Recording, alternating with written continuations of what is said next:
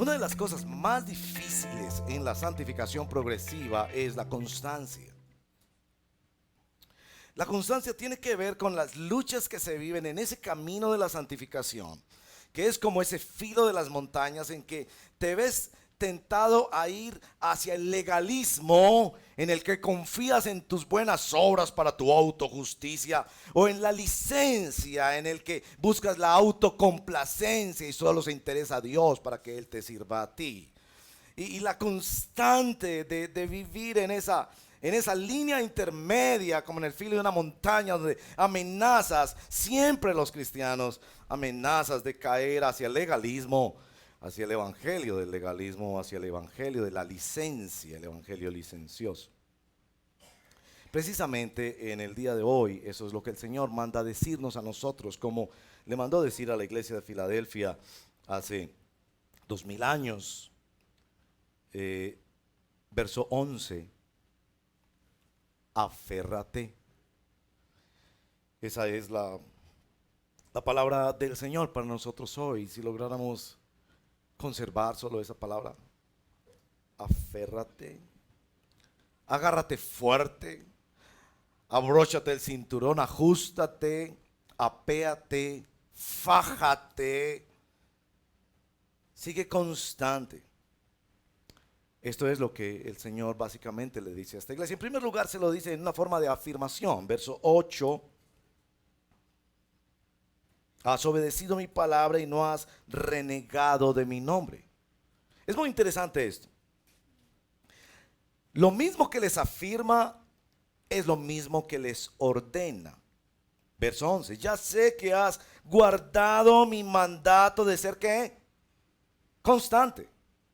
Lo mismo que les afirma es lo mismo que les ordena. Este aférrate tiene dimensiones de aguante, como en quien está sostenido en la barra y siente que sus fuerzas se están acabando y se le dice aguanta, aguanta un día más, una semana más, un año más, por favor. No tires la toalla. Tiene connotaciones también de continuidad. Sigue. Tiene connotaciones de valoración. Lo que estás haciendo es pequeño, pero es muy importante para Dios. Sigue haciéndolo. O tiene connotaciones de incremento. No lo hagas solo un día a la semana. Hazlo también el martes y también el miércoles y también el jueves. Algo así como que el Señor está diciéndole, tus obras, aunque son pequeñas, valen. Y es muy interesante esto porque la semana pasada el pastor Marino nos hablaba de la iglesia de Sardis.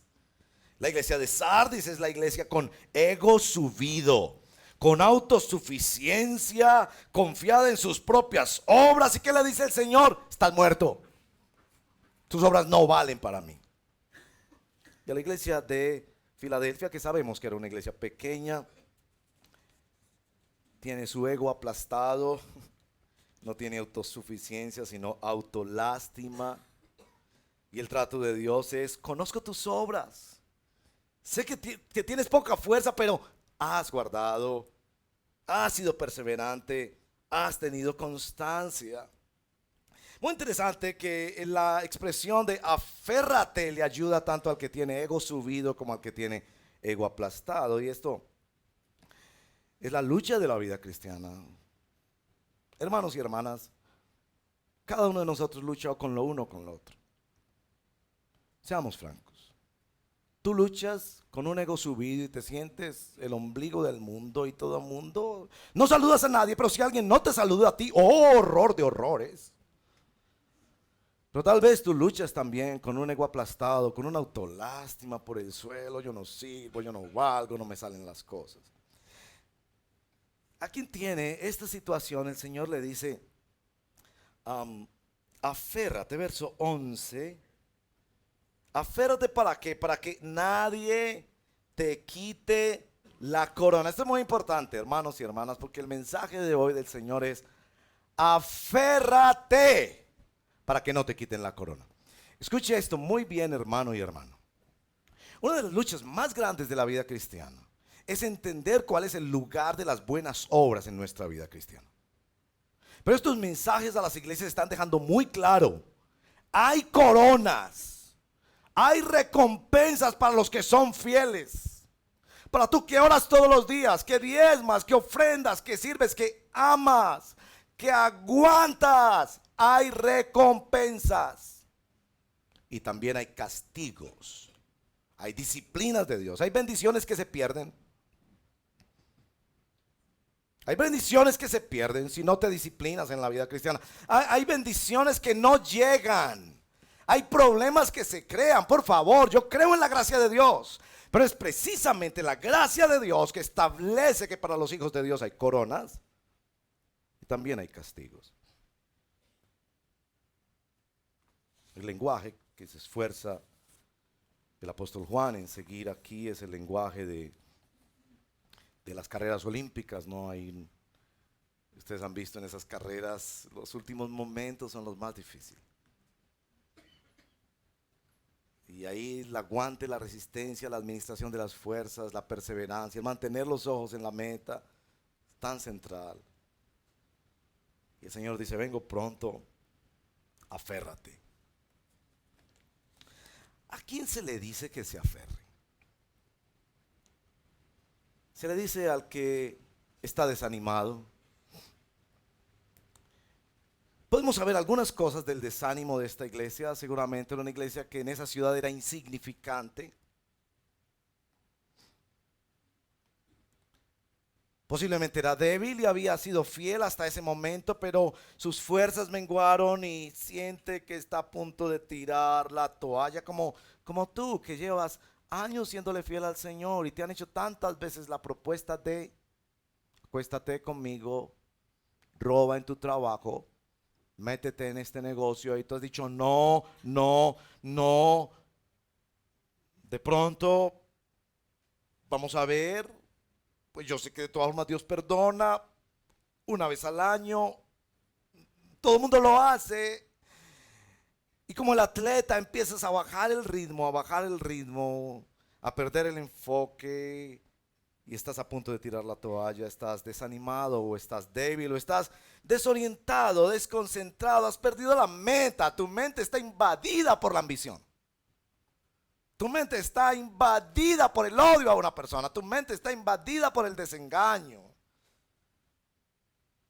Y se le dice a la iglesia, pero es claro en el lenguaje de las cartas que a estas iglesias que se le habla no solo a la iglesia, sino al que venciere, al que hiciere, al que obedeciere, porque así como iglesia tenemos una relación con Dios, así como individuos tenemos una relación con Dios. Ambas relaciones son fundamentales en el crecimiento cristiano. Somos el cuerpo de Cristo, templo del Espíritu Santo, pero somos creyentes en Cristo, hijos de Dios, también templos del Espíritu Santo. Se le pide que siga haciendo lo que está haciendo. ¿Por qué? Bueno, en el texto podemos ver claramente que a esta iglesia se le habían cerrado puertas. No entendemos muy bien qué puertas se habían cerrado, ya que el Señor tiene que afirmarle que hay puertas abiertas para ella. Posiblemente era tan pequeña la iglesia. En el verso número 9 entendemos que había una sinagoga de Satanás, así la denuncia seguramente un grupo judío o un grupo judaizante, como esos cristianos que andan por ahí y como ellos sí cantan en hebreo, como ellos no pronuncian el nombre de Dios, como ellos sí saben el tetragramatón y se ponen la kipá y van a Jerusalén, etcétera, etcétera, etcétera. Uno habla con esas personas y tienen tal orgullo religioso que uno se siente absolutamente insignificante. Yo ni sé qué quiere decir la Pascua y yo no sé las 7 grandes fiestas de Israel y yo no he visitado el Mar Muerto ni todas esas cosas. Y es posible que ellos se sentían tan rechazados. Es posible que estaban viviendo tentación. En estas ciudades se daba el culto imperial y solo quienes participaban del culto imperial recibían honores, contratos de la ciudad, porque todo el asunto religioso en el mundo greco-romano estaba íntimamente ligado a la política y al ser alguien en la sociedad. Aparentemente eran una iglesia insignificante que tenía pocas fuerzas, poca dinamita, es lo que dice el término en griego, poco poder. poca influencia como los evangélicos en Colombia, que cada vez somos más invisibilizados. No sé si usted sabe eso. Los cristianos evangélicos en Colombia somos invisibilizados. Ningún periodista quiere entrevistarnos. Ningún periodista va a preguntarnos qué pensamos, porque como nosotros tenemos unos valores y unos compromisos morales que nos hacen estar a favor de la vida, en contra del aborto, la eutanasia y otros temas, entonces somos cada vez más invisibilizados. Es posible que esa es la situación de esta iglesia. Es posible que esa es la situación de tu vida. Te sientes tan pequeño en tu trabajo, tan sin fuerzas en tu familia, tan falto de influencia, una gran palabra en estos días, como iglesia del Señor en una ciudad tan grande, tan llena de cosas. Ahora, ¿para qué se te dice esto? Esto es lo más importante que yo quiero que miremos en este texto. ¿Para qué se le dice a quien ya está en el bus, ajustes el cinturón? Sabemos que se le dice porque seguramente vienen momentos de prueba y de mayor dificultad, porque el Señor sabe cuándo va a terminar esa prueba. Pero ¿para qué se le dice? En primer lugar, para que confíe en las promesas de Dios. Y el texto está tapizado de promesas. Verso 8. He dejado abierta una puerta que nadie, el texto en griego dice, ningún hombre puede cerrar. ¿Cómo te llega esta promesa para ti hoy? Dice el Señor a la iglesia que se aferra de Él y de su palabra: he dejado una puerta, tal vez tú no sabes cuál es la puerta, pero he dejado una puerta abierta que nadie puede cerrar. ¿Quién lo dice? Pues el texto es evidente al decirlo, dice el Santo, que es una equivalencia de Apocalipsis para decir es Dios el que lo está diciendo. El verdadero, el auténtico, el que tiene la llave de David, mesiánica, la llave de reino, la llave de una ciudad. El que tiene la llave de esta ciudad no es el alcalde, es nuestro Señor Jesucristo. El metro de Medellín lo mueve el Señor Jesucristo, no una línea de energía o unos funcionarios. Ellos no son más que instrumentos de la gracia de Dios para bendecir esta ciudad. Él es el que tiene la llave de esta ciudad y Él dice: he dejado una puerta abierta para ti. Porque yo creo, hermano y hermana, que nuestra lucha no es con puertas cerradas. Nuestra lucha es pensar que nunca habrá una abierta. Nosotros sabemos que hay proyectos que no salen. Todos sabemos eso en la vida. Todos sabemos que pensamos ser una cantidad de cosas en la vida, comprar una cantidad, tener una cantidad y después las cosas se dan de otra manera. Todos sabemos, eso no nos sorprende. Pero es esa sensación de fracaso, de que nunca nada se va a abrir. Y Dios te dice que aunque tú no conozcas cuál es esa puerta, Él ha dejado ya una puerta abierta que ninguna persona de este planeta te la va a poder cerrar. Esa es la gracia de Dios. Y el Señor quiere que, para que puedas aguantar, tu aguante no se basa en que tú haces más esfuerzo, sino que se basa en tu confianza en la promesa de Dios. Cuando uno hace estos viajes largos, o como cuando el corredor está en la última línea y después de correr kilómetros y kilómetros, faltan apenas 200 metros y logra ver adelante la meta y ve que ya va a llegar, ya va a llegar. Él quiere que veas así su promesa. Él es fiel, Él es fiel. Aun cuando nosotros no lo seamos, Él es fiel. Él te dice que te aferres para que confíes en sus promesas. No vas a confiar en las promesas de Dios si no las conoces. Las promesas de Dios están en la palabra de Dios. Si tú no comes Biblia, no conoces cuál es el plan de Dios para tu vida. Si no te alimentas de palabra de Dios, te vas a alimentar de las palabras de este mundo, porque finalmente tú tienes que decidir si vas a creer en la Biblia del mundo o en la Biblia de Dios. Porque tu mente está siendo bombardeada con palabras, con propuestas, con sentimientos, con ambiciones, con que el mundo te nutre toda la semana. Y a menos que tú decidas escoger la palabra de Dios y conocer las promesas de Dios, no vas a poder aferrarte a ellas. Y por supuesto entender bien las palabras, las promesas de Dios, porque no todas las promesas de la Biblia son para todo el pueblo de Dios. La promesa de una tierra en Canaán se la dieron a Abraham. Entonces es tonto que yo tome esa promesa de Abraham y diga voy a pisotear este lugar, porque no, esa promesa fue para Abraham. Lo que pise las plantas de tus pies será para ti. Yo he pisado toneladas de lugares en este planeta y Dios no me los ha dado porque no me ha hecho esa promesa a mí. Esa promesa se la hizo a Abraham, particularmente a la nación que fundó en su nombre. Entonces también hay que entender bien las promesas de Dios.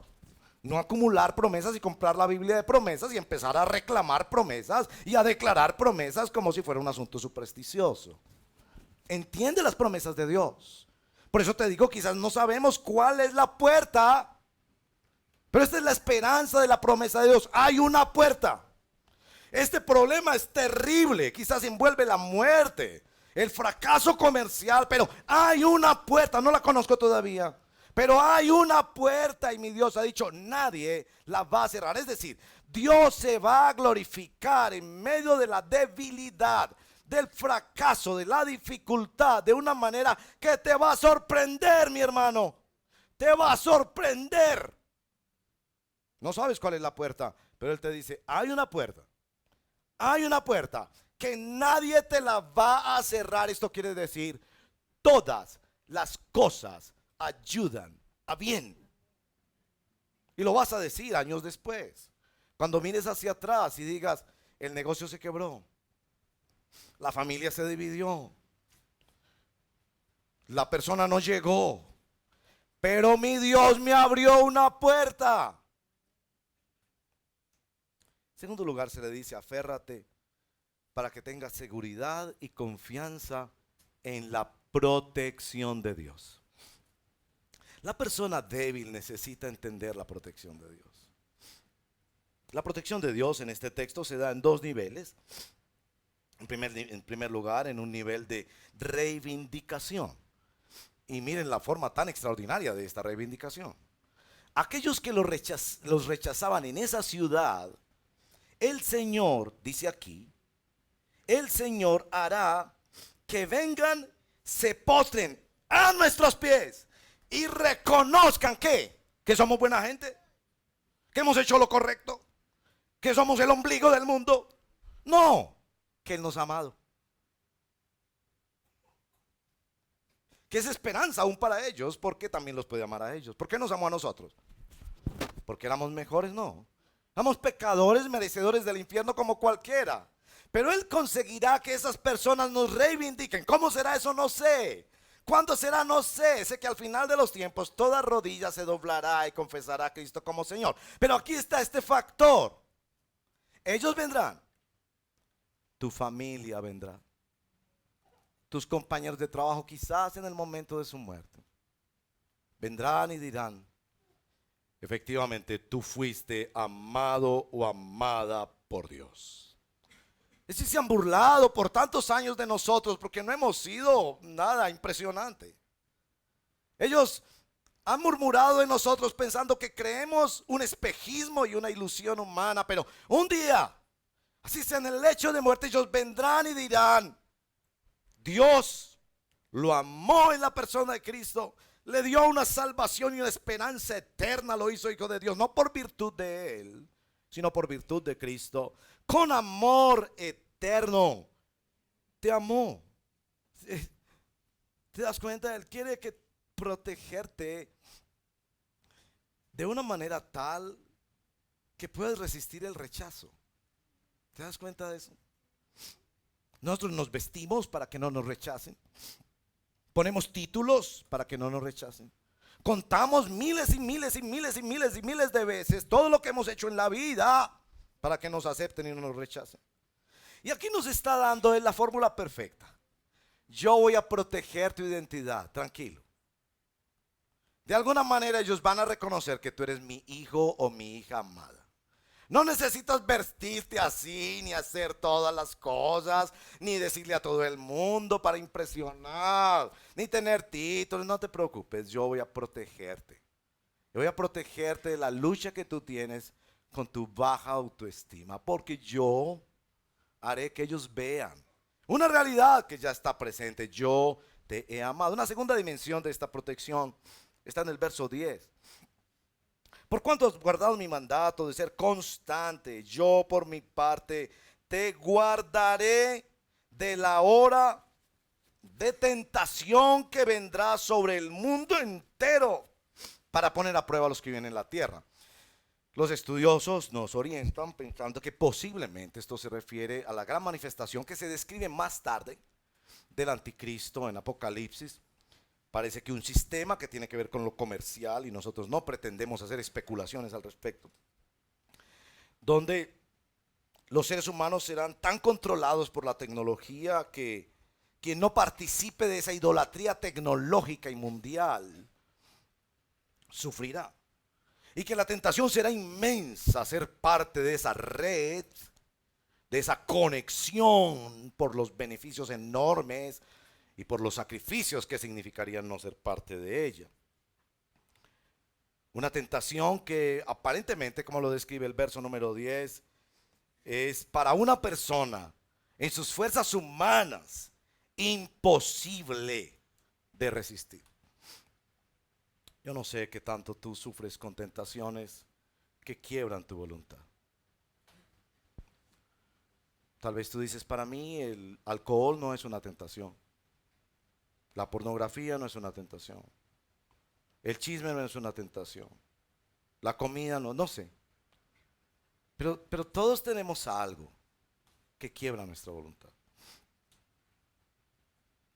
La vanidad, la lujuria. La razón que el Señor te dice, aférrate, es para que confíes no solo en su promesa, sino también en su protección.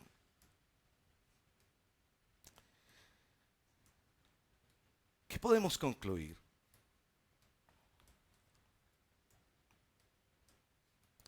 El Señor te dice, aférrate, aguanta, continúa, valora lo que estás haciendo, aumenta lo que estás haciendo. Porque yo conozco tus obras y aunque eres débil, has guardado mi palabra. Has guardado mi palabra. Se dieron cuenta que en nuestro texto hay dos instancias que hablan de mi palabra. Los estudiosos señalan ese mi palabra, porque no dice, ha guardado la palabra de Dios, sino mi palabra. Algo íntimo y personal que Dios te ha dicho. Y que tu única base para dejar de hacer esto o para hacer esto otro es, el Señor me lo ha dicho. Hermanos y hermanas, este es el punto. Nos aferramos a la palabra de Dios porque nuestro único recurso, el único recurso que nosotros tenemos es la fe en la palabra de Dios. Yo no puedo brindarte fórmulas mágicas para que todo se te resuelva. Yo no puedo asegurarte que llegas a una institución perfecta donde nunca te herirán. Perdón, te puedo asegurar que en algún momento te herirán. La iglesia sana y la iglesia hiere. No puedo asegurarte que todos nuestros planes y propósitos de la vida van a salir a las mil maravillas porque Dios va a cumplir tus sueños. No, porque eso no lo dice la Biblia. Pero lo que sí dice la Biblia es, cree solamente. Cree en la palabra del Señor. El Señor te dice que Él te ama. El Señor te dice que ha enviado a su Hijo Jesucristo para morir por tus pecados y para darte una vida nueva. El Señor te dice que Él tiene una puerta, que Él asegura tu eternidad. El Señor te dice que está contigo. El Señor te dice, sigue, sigue, valora lo que estás haciendo. Y eso que estás haciendo puede ser venir a la iglesia. ¿Sabías que el Señor valora enormemente cuando vienes a la iglesia y no te gusta? Vivimos en una generación donde los pastores nos sentimos como obligados hacer que la iglesia sea disfrutable. Hasta he escuchado personas que dicen, ay, fui a esa iglesia y no sentí nada. Perdón, ¿tú a qué viniste a la iglesia? Si vienes a adorar al Señor, si vienes a darle algo al Señor, a derramar tu corazón delante del Señor, el Señor valora enormemente cuando haces tu devocional en la mañana y no sientes nada. Cuando vas en contra de la propuesta de tus compañeros de trabajo para el viernes en la noche y sientes unas ganas tremendas de ir con ellos a ese lugar donde las chicas al final se quitan un poco la ropa, o a ver esa película de 13 para arriba que y sabes que el Señor valora tanto que te aferres a la palabra. Dice, de mi constancia.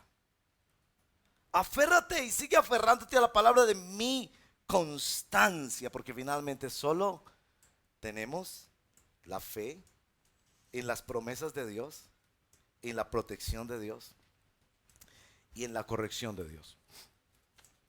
Con esto voy a terminar, la corrección de Dios.